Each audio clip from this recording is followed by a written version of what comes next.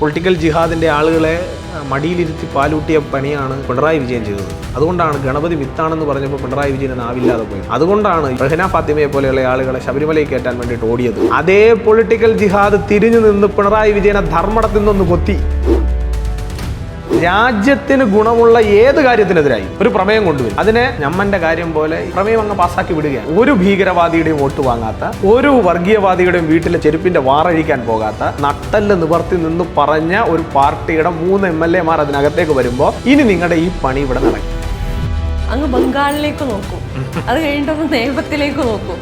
2 സ്ഥലത്തും താമരയാണ് വിരിഞ്ഞു നിൽക്കുന്നത്. CPI-നെ കാണാനില്ലാത്ത സാഹചര്യം. വലിയ ഡെക്കറേഷൻ ഒന്നും വേണ്ട, തോറ്റു. ഭാരതത്തിൽ എവിടെയും ഇനി കമ്മ്യൂണിസമില്ല. കേരളത്തിൽ BJP-യുടെ വളർച്ച, BJP ഉയർന്നു വരുന്ന മണ്ഡലങ്ങൾ, അതൊക്കെ നിങ്ങളൊന്ന് പരിശോധിച്ച് കഴിഞ്ഞാൽ കൃത്യമായി ബംഗാളിൽ എന്താണോ സംഭവിച്ചത്, ത്രിപുരയിൽ എന്താണോ സംഭവിച്ചത്, അത് കൃത്യമായി കേരളത്തിലേക്ക് കൊണ്ടുവരാൻ കഴിയുന്ന രീതിയിലുള്ള ഒരു പൊളിറ്റിക്കൽ പവറായി കേരളത്തിൽ BJP മാറിയിരിക്കുന്നു എന്നുള്ളത് വലിയൊരു സ്റ്റേറ്റ്മെൻറ്റാണ്.